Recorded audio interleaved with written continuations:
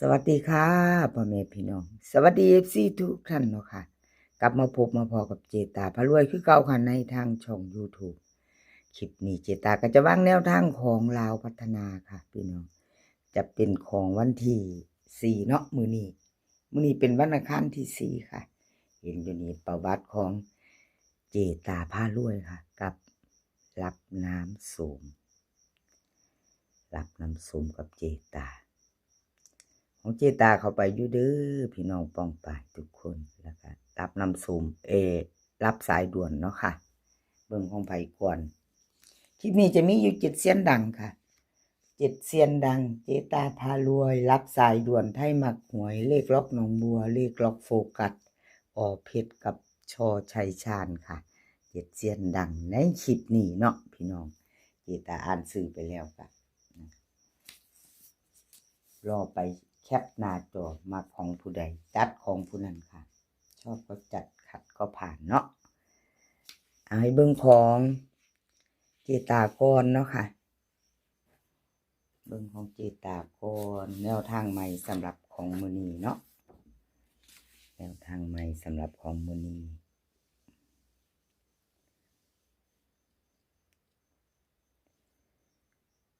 ลาวพัฒนาเมื่อคืนนี้ออก680ครับพี่น้อง680ล่าง16ของเจตากอดข้อกันมาพี่น้อง6กับ0เด่นเนาะ61ค่ะออกตกกลับของเจตาออกตกกลับออก61ลาวออก16เนาะพี่น้องตกกลับค่ะบ่ตรงเด่นของเจตายังบ่ทันหลุดค่ะ2ตัวมา1ตัวเนาะมีไผตามเจตาบ่เนาะ FC มีไผไปน้ำเจตาบ่เนาะมื้อคืน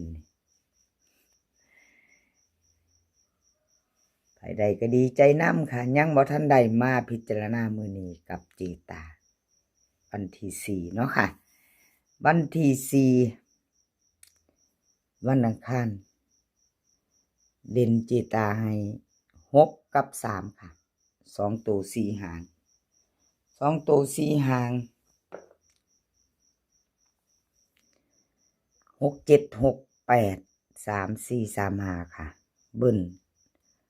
6 6 3 3 3ตัว2หาง3 3 5 3 6 7ค่ะเด่น3ร่อง6เด้อค่ะเด่นตัวเดียว3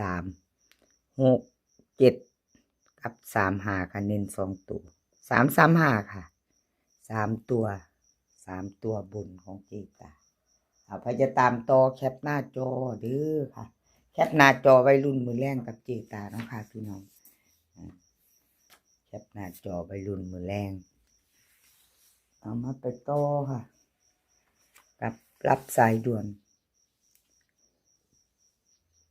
เลขรับสายด่วนกับเข้าไป16ล่างตรงๆนะพี่น้องล่าวออก68ล่าวออก680รับสายด่วนล่าง16รับสายด่วนเข้าไป16ตรงล่างค่ะพี่น้องเด่นเพิ่นเข้าตัวนึงเนาะ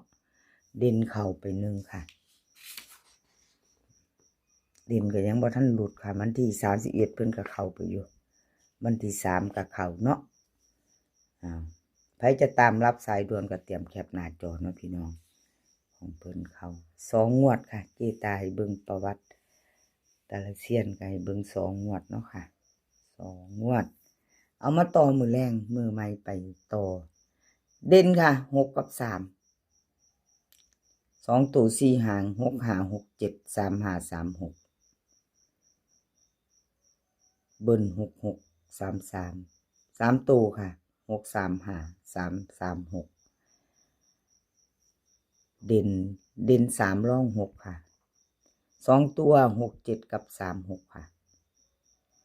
3ตัว3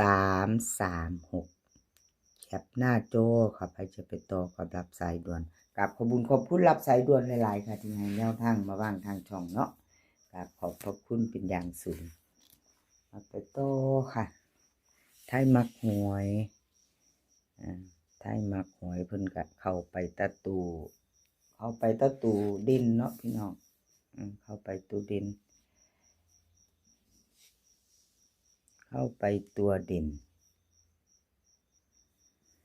ไทยมักหวยค่ะพี่น้องลาวพัฒนาเมื่อคืนนี้ออก68016เพิ่นเข้าไปแต่ตัวดินเนาะค่ะกราบขอโทษขออภัยแทนเพิ่น2ตัวเพิ่นบ่เดินเนาะค่ะวันที่31หลุดไปเลขทุกตัวเอามาวางเพื่อเป็นแนวทางค่ะโปรดใช้วิจารณญาณในการรับชมเป็นอย่างสูงเป็นเพียงแนวทางเด้อค่ะพี่น้องหลุดไปมีเขามีหลุดเนาะหลุดก็กราบขอโทษขออภัยเลขทุกตัวเป็นเพียงแนวทางเอามาต่อไทยมักหวยมือแรงค่ะลาวพัฒนาดินเพิ่นให้มาเก่ากับหา2ตัวค่ะ4หาง95 94 53 54เบิ่น9955 3ตัวค่ะ953 594 554เด่น9กับ5ค่ะ2ตัว95กับ53 3ตัวค่ะ953เอาไปจะตามต่อแคปหน้าจอค่ะแคปหน้าจอกับขอบคุณขอบคุณไทยมักหวยหลายๆค่ะที่ให้แนวทางมาว่างทางช่องเนาะไทยมักหวยกับขอบคุณหลายๆค่ะเอามาไปต่อกับเลขล็อกหนองบัวค่ะล็อกหนองบัววันที่3เมื่อคืนนี้หลุดไปเนาะพี่น้องบ่เดินขอโทษขออภัยแทนเพิ่นเด้อค่ะล็อกหนองบัว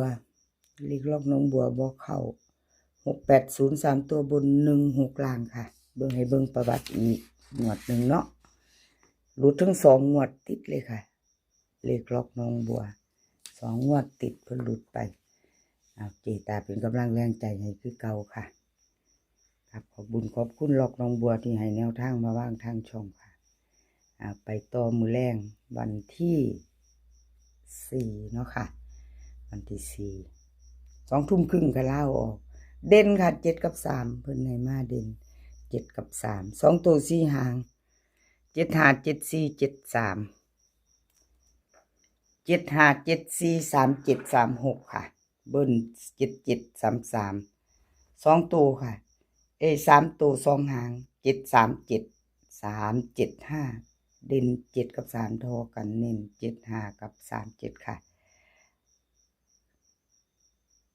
3ตัวเน้นหางเดียว375เอาแคปหน้าจอค่ะจะไปต่อกับเลขล็อกหนองบัวเนาะค่ะ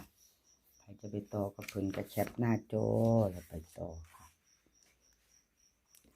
ไปต่อ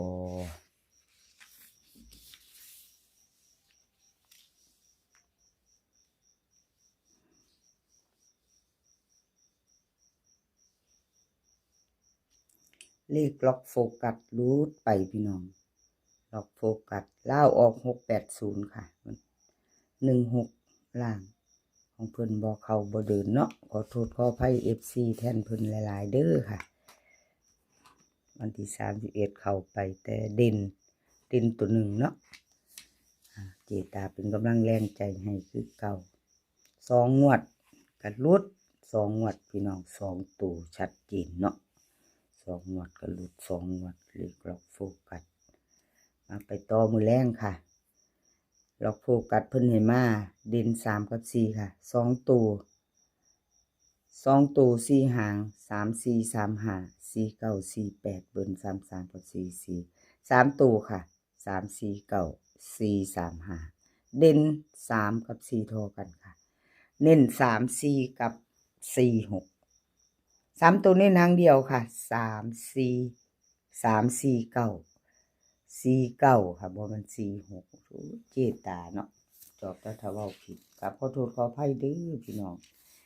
พระจะตามต่อมือแรง2 ทุ่มครึ่งกับเลขล็อกโฟกัสแคปหน้าจอค่ะแคปใบรุ่นกันใหม่เนาะค่ะกับขอบคุณเลขล็อกโฟกัสหลายๆค่ะที่ให้แนวทางมาว่างทางช่องกับขอบคุณเป็นอย่างสูง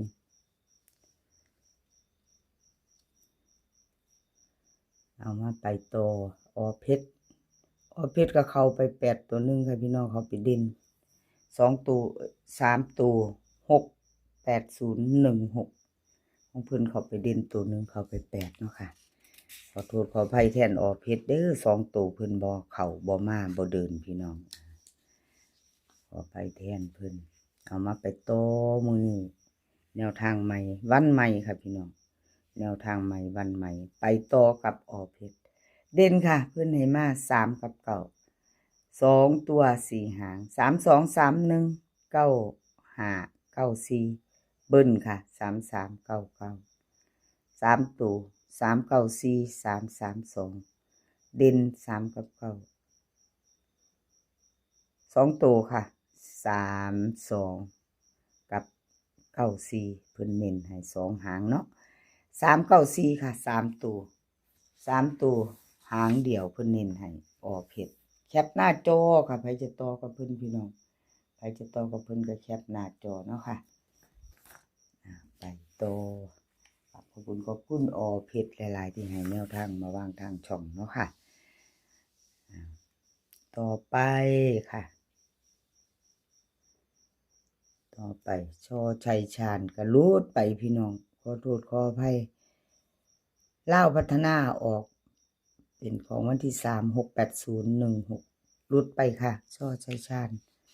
ขอโทษขออภัยแทนเพิ่นชอชัยชาญ2วันที่31ไปตัวเดียวเนาะพี่น้อง2ตัวรุด2หมวดติดพี่น้องหลุดแล้วหลุดเลยเนาะบ่ออกบ่แม่นตอนออกบ่หลุดคือหลุดค่ะพี่น้องแล้วเจตาไก่เบิ่งแต่ละเซียนก็2หมวดเนาะค่ะพี่น้องเห็นไปน้ำกันค่ะชัดเจนสำหรับแนวทางเนาะสำหรับแนวทางเห็นไปน้ำกันเข้าหลุดเซียนได้หลุดเซียนได้เข้าชอชัยชาญกับแนวทางใหม่ของเพิ่นมื้อนี้เด่น3กับ2ตัว4หางค่ะ3 2 3 1 2 4 2 5เบิ้ล3 3 2 2 3ตัวค่ะ3 2 5 3 2 4เด่นค่ะ3กับ5 2ตัวค่ะ2ตัว3 2กับ2 4 3ตัวเน้นหางเดียวค่ะ3 2 4พอจะตามต่อแคปหน้าจอครับกับชอชัยชาญกับขอบคุณชอชัยชาญหลายๆค่ะที่ให้แนวทางมาวางทางช่องของจีตาเนาะกับขอบพระคุณเป็นอย่างสูงเด้อค่ะคลิปนี้ขอให้พี่น้องโชคดีกับเล่าพัฒนามือแรงค่ะขอให้โชคดีมีความสุขมื้อนี้สุขภาพร่างกายแข็งแรงกันทุกคนค่ะเดินทางไว้ใส่คอยปลอดภัยเดินทางไปขอมีโชคกลับมาขอให้มีชัยคลิปหน้าพอกันใหม่คลิปนี้สวัสดีค่ะ